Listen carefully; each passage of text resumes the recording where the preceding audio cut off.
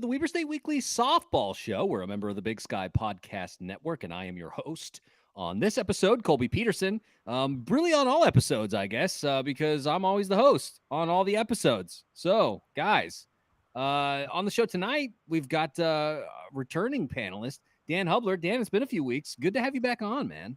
Yeah, thanks for having me back and not giving up on me. I appreciate that. So it's good to be here. Well, we know you're a busy man, and so obviously doing the work of the university, which is its actual job, teaching students. Right? Dan's been busy doing that, so can't blame him. We also have the Signpost's own Simon Mortensen back with us in the midst of finals week. Was able to make it, raise the shirt up. Simon, how you been, man? Making it through okay? I am kind of at the point where I'm planning my end of semester trip more than I'm actually doing my assignments. So I don't know what state that really is, but I'm excited for when I don't have to worry about school anymore and Dan does next week. So that's gonna be good. You're ready to send me to the grading mode, aren't you? I get it. I respect that. All for it. Yeah. Well, I mean, like you said, couple more days and semester will be wrapped up, and then it's summer vacation for you, Simon. You'll be off into the taking some trips. I talked to my wife this week and I said, I think we need to start to put some things on the docket. We've been wanting to travel and get out, and the weather's getting warm out here in Tennessee, and so I think it's time to start hitting the road and going to see a few places nearby that we haven't yet. So I can't wait either. It's gonna be great. But good luck, man, in these final 2 days, making it through finals week. Don't miss that. Don't miss that. Yeah. Well, guys, let's talk a little bit about the show tonight. We don't have a player interview, but we do have a weekend review. So we're going to talk a little bit about the wins over Montana, a little bit about that loss last night to Utah, kind of a weird one. Then we went and got Waldo's Magic 8 Ball. We wanted to kind of see what's going to happen, maybe see if Waldo's Magic 8 Ball will tell us some things going into the remainder of the season. So we've got that dusted off. And that'll be the show for tonight. But first, I encourage everybody to subscribe to the show, Apple Podcast, Spotify, Stitcher, all good places to find Weber State Weekly. Tell your friends, folks. We're looking to grow the show and do our best to kind of get into more ears of Wildcat fans. And so if you have family members or friends that you know are passionate Wildcat sports fans, please tell them about Weber State Weekly. We'd really appreciate it. Kind of help us grow the following and get into the ears, like I said, of more Wildcats so that we can keep them up to date on what is happening on campus. We're also on social media. Facebook, Instagram, Twitter, all good places to interact with the Weber State Weekly team, especially Twitter right now. It's recruiting season for hoops, man. I don't know if you guys have been seeing this. We've been getting some rumblings about offers. I think there are 6 scholarships open for the men's team, and I don't know how many on the women's team, but at least 2 that we know of, because Corey Pencer and Aloma Solivi not coming back. Corey obviously graduated, and Aloma told us in her interview that she won't be coming back. So at least 2, potentially more spots for the women's team. And so this is going to be an exciting time. So make sure to follow us on Twitter and keep up to date on a lot of that stuff. And then finally, we have a Patreon. You go to patreon.com/Weber State Weekly, become a patron, support the work. We really appreciate our donors, our patrons who make this possible and give us the opportunity to kind of do this. Because, man, Wildcat sports right now. It's a good time. Did you guys get a chance to go to the spring game on Saturday last weekend?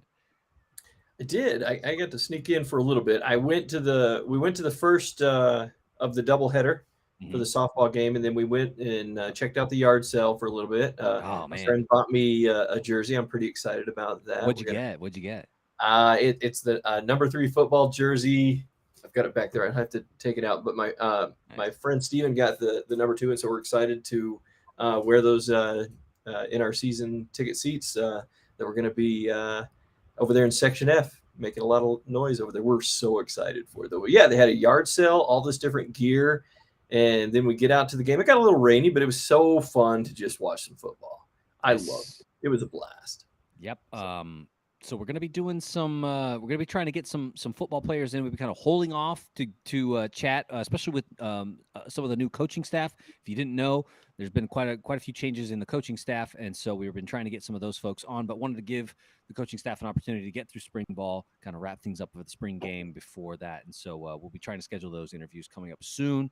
But yeah, man, really excited for football, and it's going to be a tough schedule this year. The Wildcats will be taking on pretty much the top end of the conference this year, and there'll be a number of really, really difficult games, but we'll see what happens. Let's do it. I mean, basically the only way, the only way through it is through it. So we'll see what happens, but a lot of good stuff coming up on that. So really looking forward to it. And last thing before we get into the show, shout out to the sponsor, Studio 98. If you're looking for something that's not boring, want to put a ring on your finger that is cool, made of unique materials, locally made, Studio 98 is your place. They're a local jeweler run by a fellow Wildcat. He's a former football player, loves purple and white just as much as you and I. So go ahead and check out the website. It's Studio 98. That's Studio, N-I-N-E, and the number 8.com.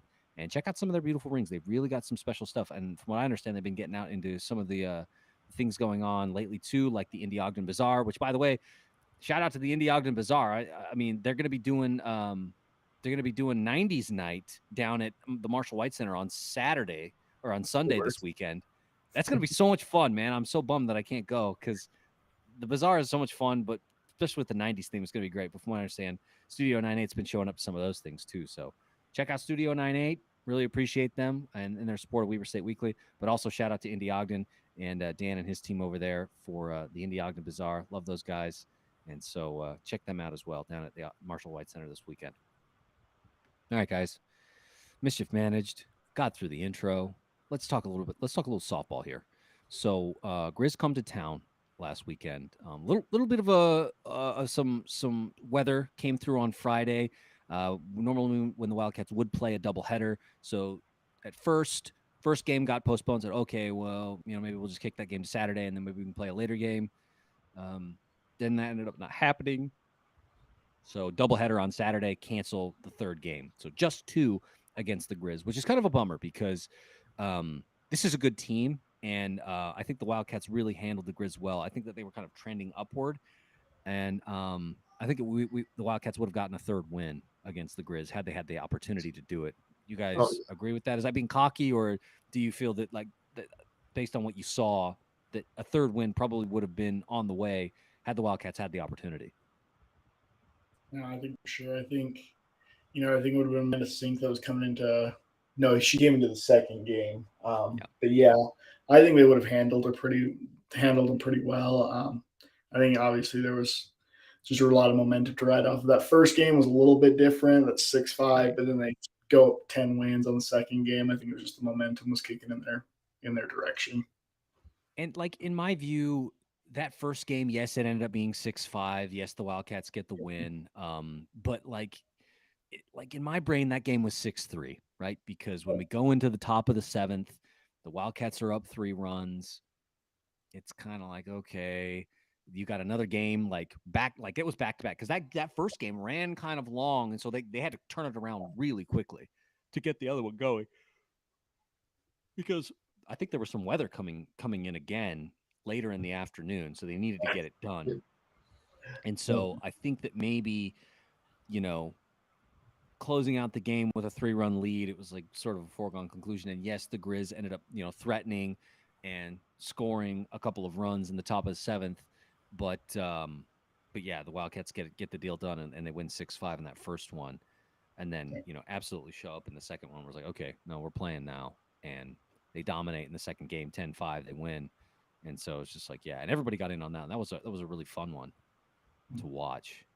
Either of you guys able to make those games? Well, Dan, you said you saw the first, but not the second because of the spring game. Yeah. So when I watched the first one, I wore it was cold, so I wore my heated vest, and then I had to unplug it because it got a little wet in the second. During the second game when we were up at the football stadium, it got a little rainy, and I was like, well, I don't know if you can wear an electric vest there, and so I just unplugged it because I didn't want to find out the hard way if that was going to be a problem or not. But yeah, going into that game, watching, they started off just easy does it, slow. It was kind of fun to watch the Grizzlies get a little smug, and then suddenly it was done. They had nothing to be smug about, and we had plenty to be smug about.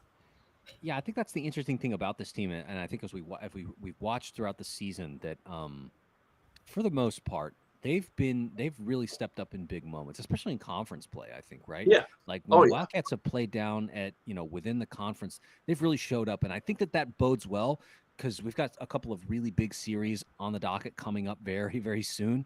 Like my eye is on, no disrespect to Northern Colorado this weekend, but my eye is really on that Sac State series next weekend in Ogden. And then, of course, like we've been talking about all season, that final series in Portland against Olivia Gray and Portland State. That's going to be big. That's going to be a really, really interesting series because I think it's going to set the tone for what things are going to look like in the conference tournament, even though it may not affect seeding as much because at that point, a lot of things may have shaken out for the most part. But seeing how the Wildcats handle Olivia Gray's pitching, because my guess is they're going to pitch her twice that weekend. Yeah. And so you're probably going to see her on Friday, and then you're probably going to see her again on Saturday. And so she currently leads the conference right now with like I think it's like a 1.6 ERA or something like that. Maybe it was a 1.9 ERA, but it's, very, very low. Number 2 in the conference is Arisa Henderson at like 2.35. So Olivia Gray has been very, very effective. Part of that is she's got a great defense behind her if you look at the fielding statistics for Portland State. But she's held down some really good teams. But yeah, back to the series at hand here, talking about Montana. I wanted to switch gears a little bit and talk about some of the season or this week's awards. So Faith Ho, I wanted to get to talk about Faith. She came up pretty big at the plate. She went 4 of 6 on Saturday. So that's 2 games over the, she had 3 at bats in each. She hit that bomb off the scoreboard in the second game. Did you guys see that highlight? I did. Scoreboard. She meant it. Literal scoreboard. Yeah. And so, her performance there ended up, Lee winning her conference player of the week. They announced it this morning. And so, or actually it might've been just yesterday, but anyway, she's been hovering around a 380 batting average, since about mid-season. Do you think that she's going to get to 480? Kind of how do you guys see Faith's offensive production, as we see some tougher opponents through the conference slate? I think it's one of those things where it's going to hurt maybe a little bit just to go into Sacramento State, Portland State. Obviously tough teams. Yeah. But one of the things that's encouraging, when you win player of the week that late in the season and everything like that, going into mid-season when you have 2 players again, and this isn't consecutive. Is it consecutive? Because last week was Mo Ramirez and Chloe Camarero. Yep. And this week was Arisa Henderson and Faith Ho. Yep. Yeah, that's consecutive right there. There we go. 2 Wildcats. But yeah, no, that's one of those things. I think like that 383, we've seen her do something like that before. I believe her last season she was around there. I think she was over 30. She was over 350. So I don't think it's unprecedented to see that. I think she can handle these bigger teams and she can maintain that batting average. Dan, what about you, man? Thoughts kind of on how Faith is kind of trending. Like I said, she's been kind of hovering there. I feel like she's gotten more comfortable in the infield. It feels like she hasn't committed as many errors as maybe earlier in the season, that maybe she's kind of settled in at second base and she's really kind of set some things up. It feels like it's a good time to get comfortable, and it feels like she's there. She's very comfortable both at the plate and defensively right now, which is great considering, she's playing second base. How are you seeing it? I could see her coming into a more comfortable space where she's able to eliminate those errors. We'll see. I could see those numbers jumping up in Greeley next week or this week for sure. But next week, nope, it's actually Friday. So yeah, that's coming up. But yeah, I could definitely see that. One of the nice things about this team, and this is something we've talked about many times, is they're so loaded when it comes to these hitters, and also shutting down things on defense that, and I don't know if that's the right terms, but we're going to go with that. Can we say shutting down things on defense in softball? It sounds fine to me. Yeah. When I say it, I'm like, is that too football-y or basketball-y, But the main point I'm trying to make here is that she doesn't have to feel that pressure, which is really nice. And I think when you don't have that pressure, you can go in and just enjoy it. And you can see that every game. long story short, yeah, I could see her improving and getting up to 400. Okay.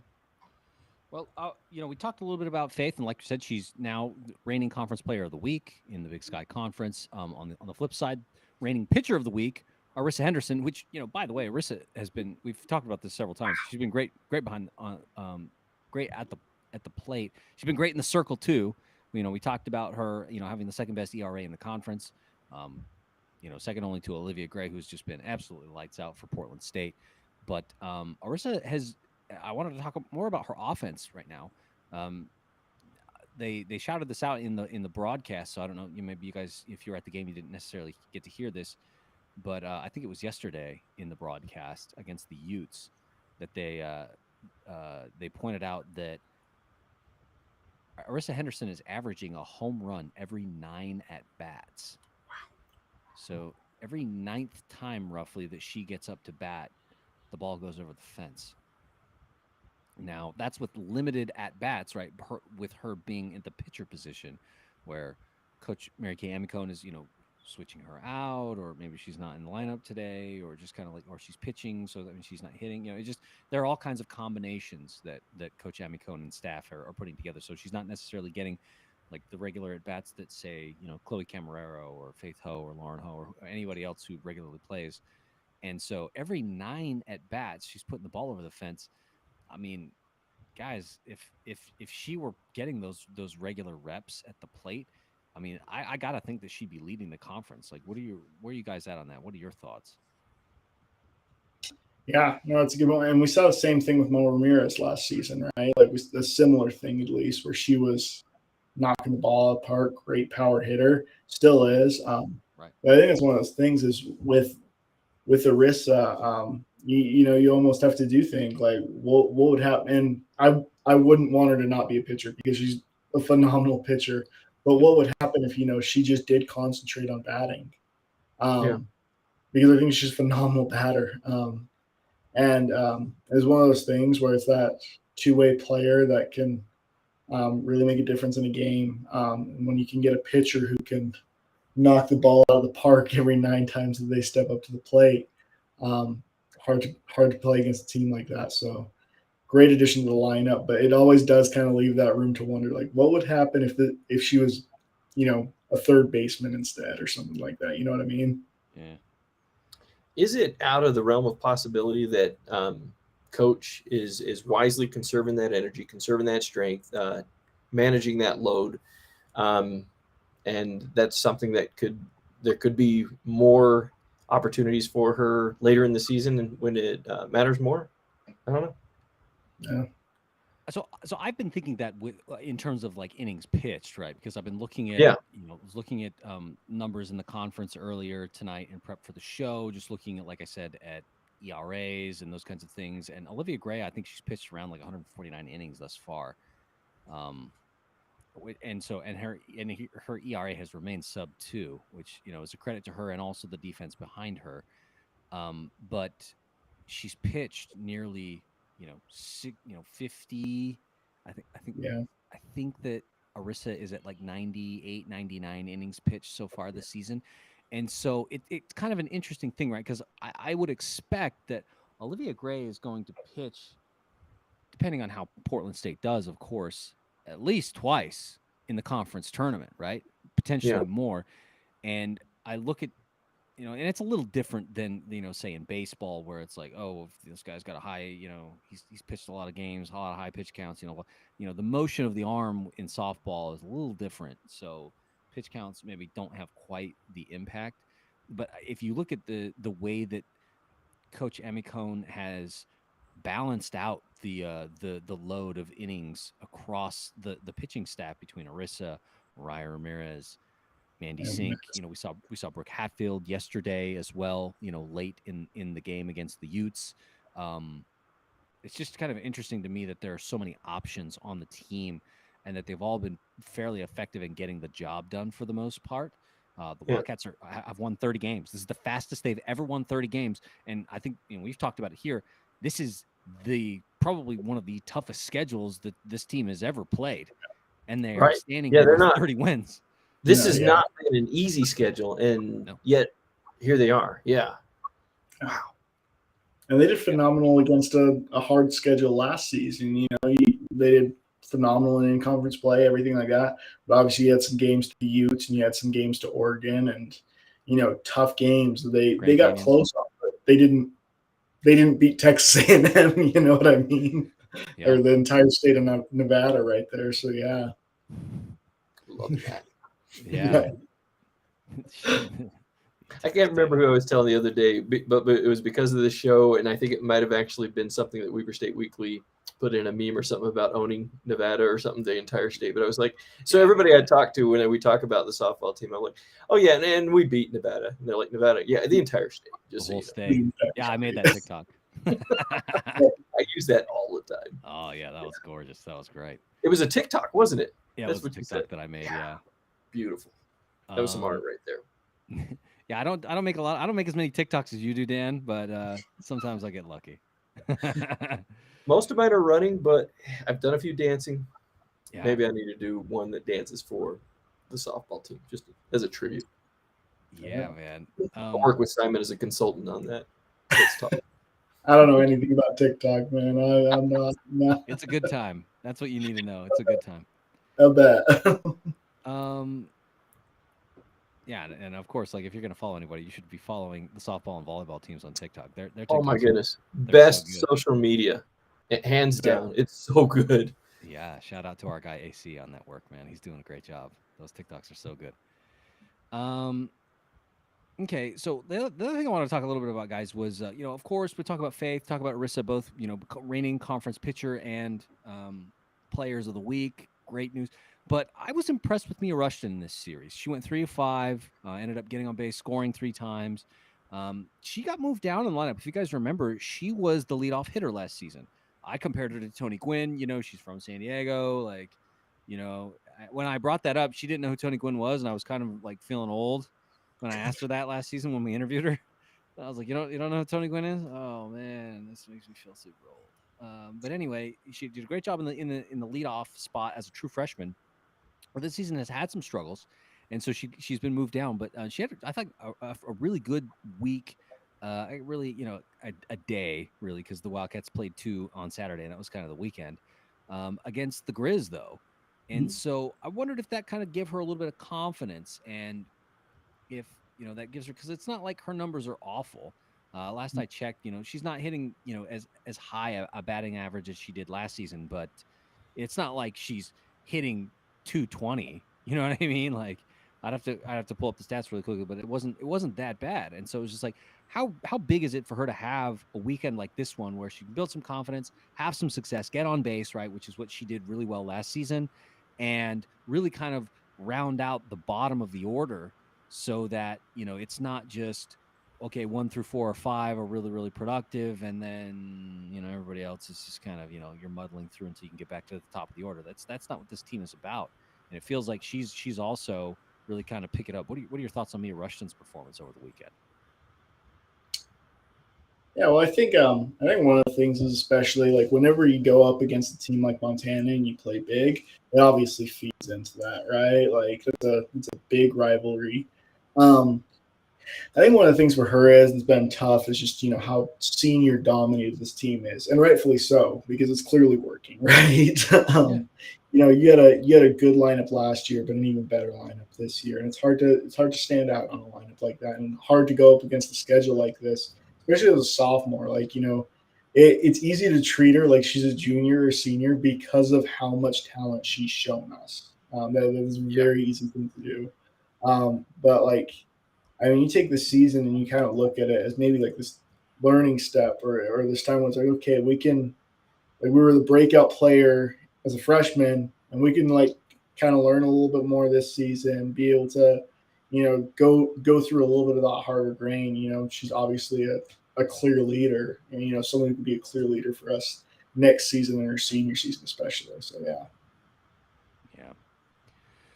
Yeah, because that's a great point that she has played a lot of softball already in her young career. Like this is her second season, and she basically started out of the gate as a true freshman at center field and continues to be great defensively in center field.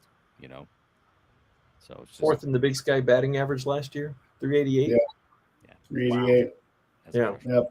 As a freshman. Yeah. Yep. And so, you look at that number and say, oh, she's not hitting 388 this year, blah, blah, blah. It's just like, yeah, but she's still like, I think I said, I think she's around 280. And so it's like maybe slightly above that. But like, I mean, that's the down year. It's pretty good. Yeah. If that's the down year, she's doing great. Yeah, because this is actually kind of I'm going to go here first, and then we'll jump back to this. So this is a nice segue. So, now looking forward. So the Wildcats take 2. They dropped the one against the Utes yesterday. Kind of a bummer. Like I said, weird game. It was kind of like pitched by committee. No one person really kind of took the ball necessarily for super long stretches in that game. Wildcats ended up losing 6-2. It was a 3-2 game going into the 7th, but ended up giving up 3 runs in the top of the 7th that kind of killed the Wildcats' chances of getting a second win over the Utes. Bummer, but it is what it is. Moving on now. That'll be the last out-of-conference game for the remainder of the season. And so now looking forward to Northern Colorado, talking a little bit about Mia Rushton's numbers. Northern Colorado's best hitter is Katie Simonsgaard, and she's hitting 333.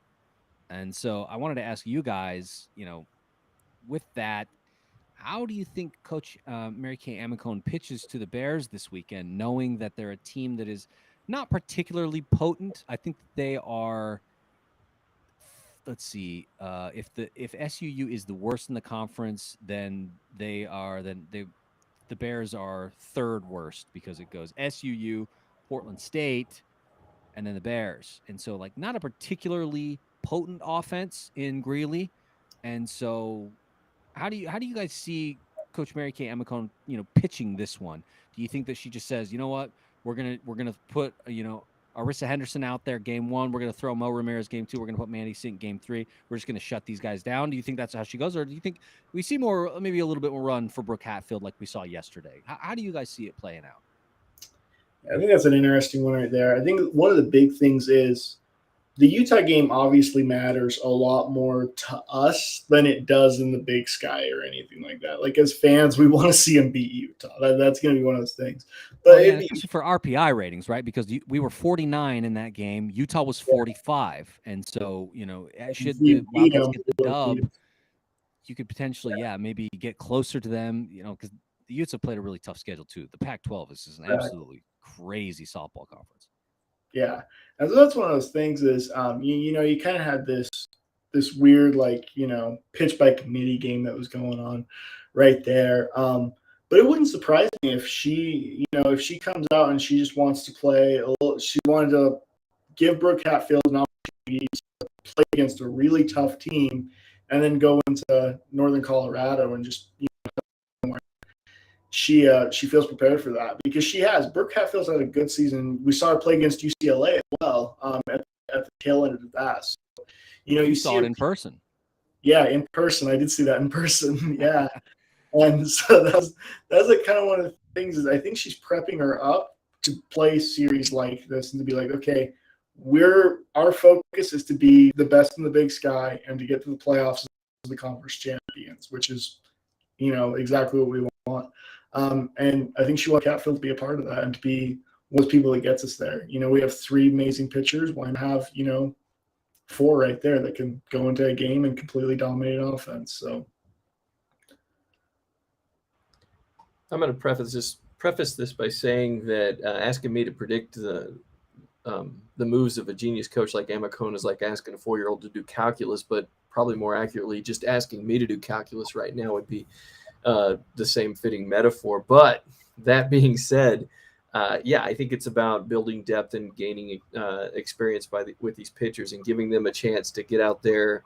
Those who haven't seen as much game time, if we can give them that time and they can gain that experience in Greeley, why not build them up and help them in the long run whenever we're getting time for the tournament. Yeah, because that was kind of my question with the Utah game yesterday was that, okay, Wildcats are in a close one against a really good opponent in Utah, right? A team that we had lost to earlier in the season, then, came back, get the dub on our own, on your own diamond and say like, okay, cool. Like we can do that. And that helps the Wildcats. But then to see Brooke Hatfield get put in that spot, you know, I sort of wondered, like, how come? Like, why don't we see Mo Ramirez in that spot? You know, because we had seen Arisa Henderson already earlier in the game. Mandy Sink had gotten some run in that game. And then, you know, it's sort of like, okay, if we're going to do this by committee, then presumably you would see, you know, the third head of the three-headed monster come to close out the game, keep the Wildcats close, give the offense an opportunity to maybe get in it, because they had scored 2. They needed one more to tie, you know, and then there was a potential walk-off opportunity should the Wildcats score 2 runs in the bottom of the 7th, right? You walk Utah off, get a second win. But we see Brooke Hatfield. And so I wondered that. I said, why this move now, right? And I think maybe, Simon, you've kind of gotten after it a little bit, and to say, like, well, maybe Coach Amicone, you know, is looking to the future, and obviously they want to win as many games as they can, but putting Brooke in that situation to play against that team, it's kind of house money, right? Because you beat them once already. Everybody expects you to lose to Utah. Hadn't beat them since 2019 before the win in Ogden.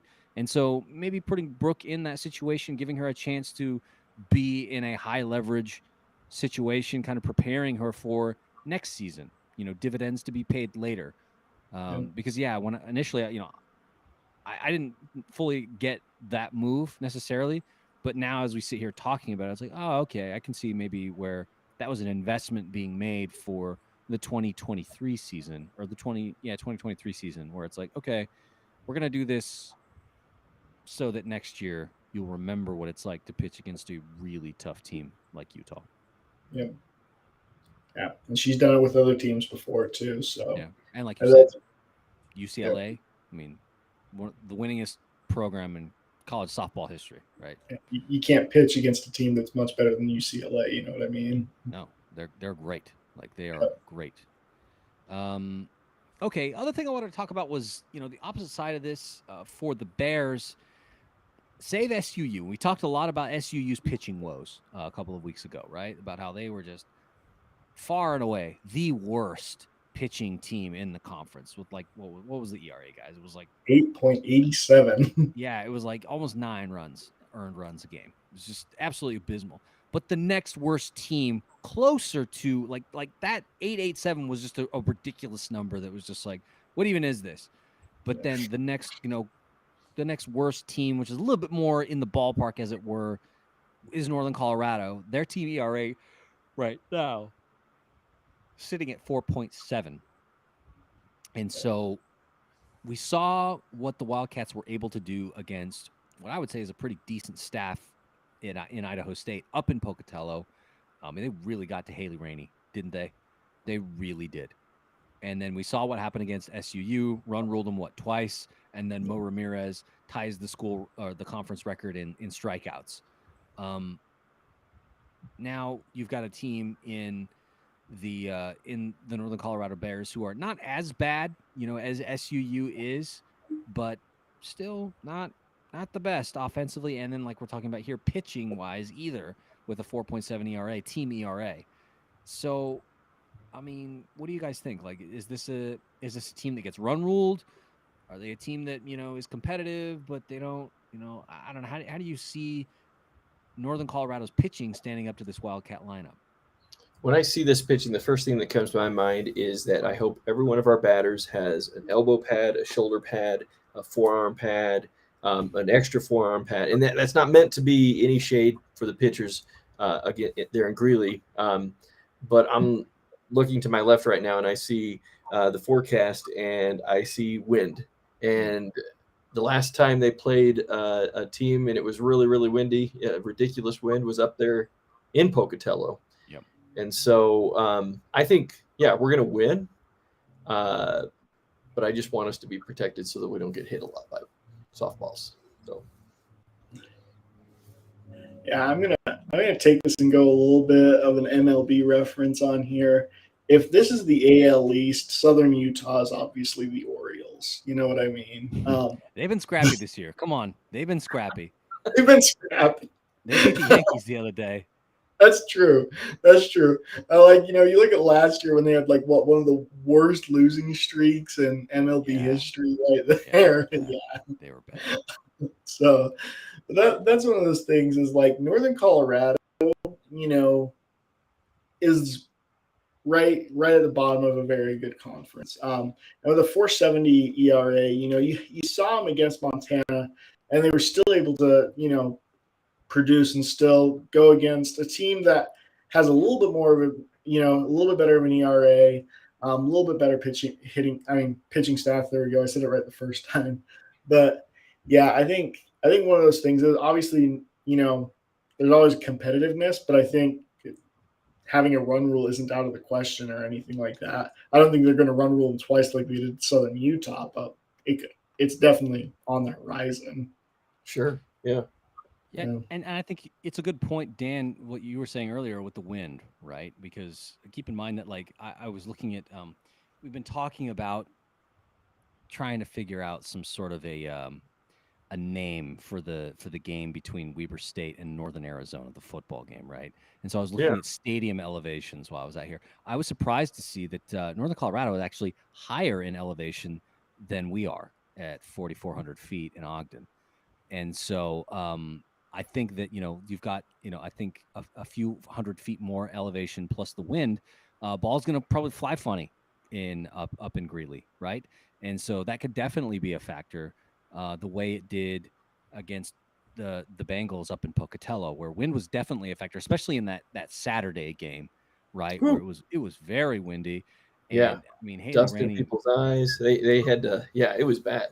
yeah, and so I just wonder if conditions coupled with the performance that we're talking about here and the numbers that have been accrued over the season thus far play, just sort of like this compounding factor, because it could go the other way, right? The wind could be blowing in from the outfield, holding balls in the yard, which then makes it difficult for the Wildcats to see runs because you're going to get a lot of flyouts, right? There are a lot of factors, and as we've seen, the Wildcats are a team that has power. They've got some hitters, and they're not afraid to put the ball over the fence.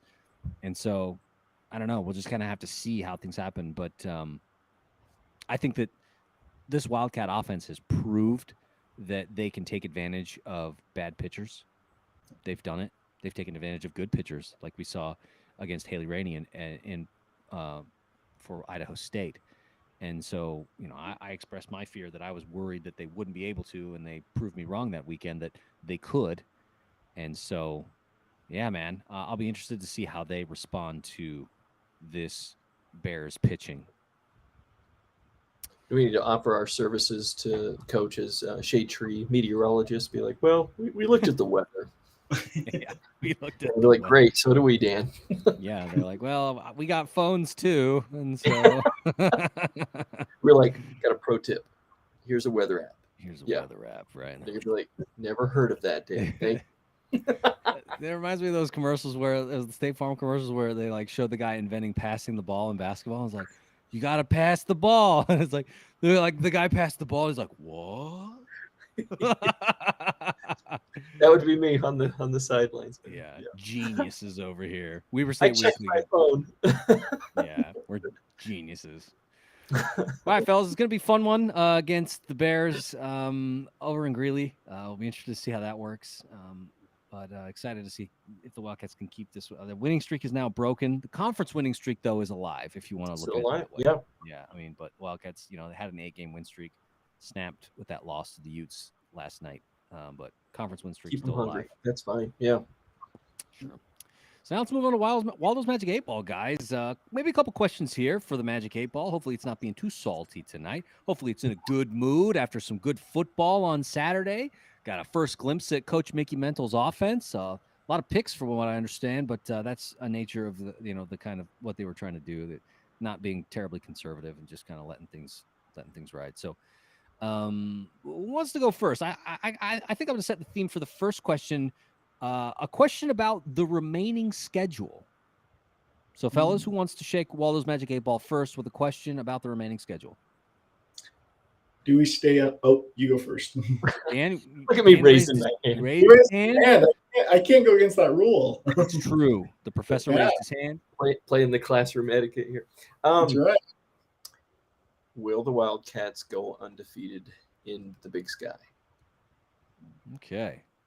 So the question from Dan here, will the Wildcats go undefeated in Big Sky play? The answer from the Magic 8 Ball? Wow, most likely. Okay, we're off to a good start. Hold Most on a second. likely they'll go. I mean, that's saying something, guys, because like I said, this Sac State series coming up next weekend is big. And then also, he's out here. He's knocking on wood. Okay, he's knocking on wood. Plus, like we talked about that big series up in Portland against Portland State. That's big, folks. Portland State is really taking care of some big teams. They beat number 24 Oregon State at a certain point. Like they are not a joke. And so, No. Okay. All right, Simon, what do you got for Waldo's Magic 8 Ball? Okay. I want to see 2 more run rules this season, and I want to see if it happens because I would love. I think we got one against Northern Colorado, like I was saying before, but like I want to see another one. And Sac State and Portland State are hard teams to run rules against, but I do want to see that second one. So I want to see. Okay. So Simon wants to know 2 or more run rules with the remaining schedule as it sits. All right, shaking Waldo's Magic 8 Ball. The answer is, wow, most likely again. This is great. Is it broken? I better shake it harder. It was broken that one week we had Jess on. I got killed. Yeah, that was a brutal week. Okay, so all right, guys. So we've talked a little bit about that. Like I said, now I think it's time we should start talking a little bit about conference awards, team standouts, right? And so I wanted to give you guys the opportunity to ask questions about who you think will be potentially up for a conference award. Could be Conference Player of the Year, which we have the reigning Conference Player of the Year in Lauren Ho. We also have the Conference Pitcher of the Year in Mariah Ramirez. I don't know, guys. What do you think? I think that one thing is, it to me right now, and this is my bias coming into, but it's clear that another Wildcat should be Player of the Year. That seems pretty reasonable to me with the season they've had. But I want to see if because has there ever been sisters that have won it in back-to-back years in Big Sky history? I think it could happen because if it's not, that's a pretty major one to have up there. So you're thinking Faith Ho up there potentially winning Conference Player of the Year. So I guess the question for Waldo's Magic 8 Ball then is, will Faith Ho win Conference Player of the Year after her sister won it just a year ago? Oh, don't count on it. Okay. I'm not going to be knocking on wood for that one. No. Yeah. I think that Waldo's Magic 8 Ball is wrong right there, guys. I think that Faith Ho has a very good case to make for Conference Player of the Year. She's been very good. Absolutely. She's got, I think she's like second or third right now in the conference in batting average. Like, she's been pretty dynamite. So, Dan, what about you? Conference standouts, team standouts. What's your question around players, awards?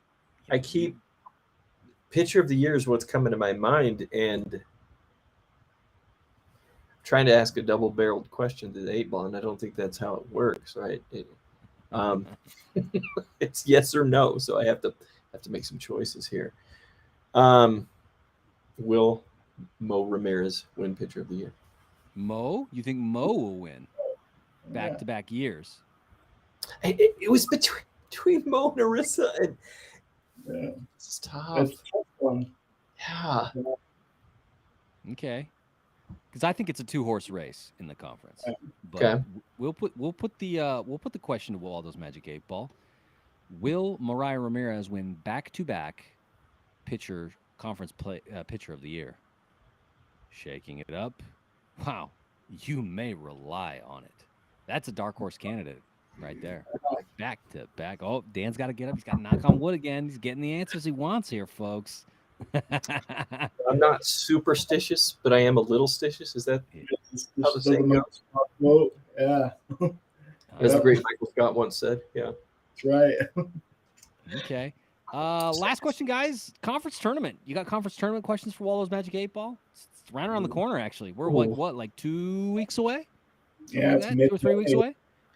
Yeah. I'm scared to ask questions about the conference tournament. I know. It's nerve-wracking this year. I'm going to play it safe. Will the weather be nice? Oh, that's a good one. That's actually a really great one. Will the weather be nice in Ogden for the conference? Simon, if that was yours, I stole that, and I'm sorry, but you did. Yours was right. so good that it kind of made me forget mine. I have to think again to find out what it was. But yeah, shake it up. All right, shaking it up. The answer from yes, definitely. Yes. Good. Oh man. Waldo's Magic 8 Ball is in such a good mood right now. This has been great. Oh man, he's got a knock on the wood. That's the third time right there. Third time's a charm. Simon, what about you? Question for Waldo's Magic 8 Ball regarding the conference tournament. It's tricky. But one of the things that I'm kind of wondering about is just scoring and what average scoring is going to be. So I wanna see if Scott, conference play, right there on the conference playoffs, if we can average six points a game. Because it's kind of what they've been doing this season, and I kind of want to see if they can keep it going on, especially in that environment right there. Okay. I mean, that's a pretty healthy number, right? If you're going to put up 6 runs on anybody, especially with the pitching staff we have, you feel really good. You're in a good spot, right? Like in most cases, you're going to win those games, right? You're giving yourself a very good chance to win. So will the Wildcats put up average 6 runs a game in the conference tournament? Shaking Waldo's Magic 8 Ball. The answer is outlook good. Okay. Yeah, there we go. Dan's got it. Got to knock on wood one more time. I mean, that would be great, right? Because that was really one of the problems that the Wildcats ran into last year, was that in that first game against Portland State, the bats went pretty cold. And then late, they had some early success in the Sac State game. I was at that game. But then the bats kind of fell off. Sac State ended up being able to get back in the game, took the lead late, and the bats couldn't make up the runs. And so the Wildcats were eliminated back-to-back, games, boom, boom, out of the tournament. Disappointing end for a pretty good season. So we will see if the bats, according to Waldo's Magic 8 Ball, the bats are going to be there for the game, for the series, the conference tournament, which will be a great thing, I think. Just kind of let the pitchers pitch, make sure the bats are hitting, and we'll just see, let the chips fall where they may. There we go. All right, folks, looking up the upcoming schedule, like we said earlier, Wildcats taking the trip to Northern Colorado and Greeley this weekend. So Friday, April 22nd, Northern Colorado at 1 p.m. Eastern, 1 p.m. They're on Central Time over there. And so it's 1 p.m. for us, 2 p.m. local time for them. Check that out, 1 p.m. on ESPN Plus. Then the doubleheader, that would be at 3 p.m. Mountain Standard Time, Mountain Daylight Time, actually, ESPN Plus. You can watch that. Then the third game, Saturday, April 23rd, at Northern Colorado, 12 p.m. Mountain Daylight Time, ESPN Plus. Then looking forward to the next week. Like I said, there will be no more Tuesday games now. The last Tuesday game was yesterday, so the Wildcats will be just playing weekend matchups, conference play only for the rest of the way out here. So Friday, April 29th, Sac State coming to town, taking on the Wildcats at 2 p.m. at Wildcat Softball Field. You can watch on ESPN Plus, or you can show up, guys. If you guys ever need a ticket, DM Weber State Weekly. We've got a pair of season tickets. If you want to go, you can't afford it, hit us up. We'll take seriously. Yeah, seriously. Let us know. Yeah, because we'll figure out a way to get you tickets. I've got a pair that I haven't used. People have been hitting me up to use them, obviously, because they're no good to me in Nashville. But I did want to support the team, and so if you need tickets, message Weber State Weekly, and we will get you those tickets if we have them available. Or just a lot of free swag going there. They had a drawing Saturday for a bag that had like a lot of different swag, football, softball. I can't remember what else they had in there. So it's a lot of fun to come to these games. When they hit a foul ball, I have to fight the urge to stand up and race with the children to go get the foul ball so I can get a candy bar. Yeah. Nice. It's so much fun. Highly recommend it. Good crowd shows up to these games, man. All right, and then so 2 p.m., 4 p.m. Friday, April 29th against Sac State. By the way, it's one of the most potent offenses in the conference, so we'll see next week. We'll talk a little bit more about that, about how this pitching staff is going to deal with a lot of power in that lineup.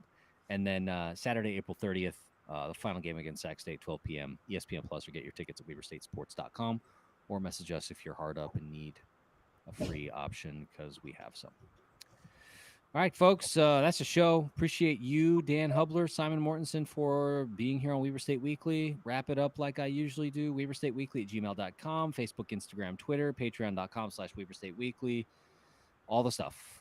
Guys, thanks so much for talking softball with me tonight. It was really a really great one. Really appreciate you. Looking forward to see how this weekend goes up in Greeley.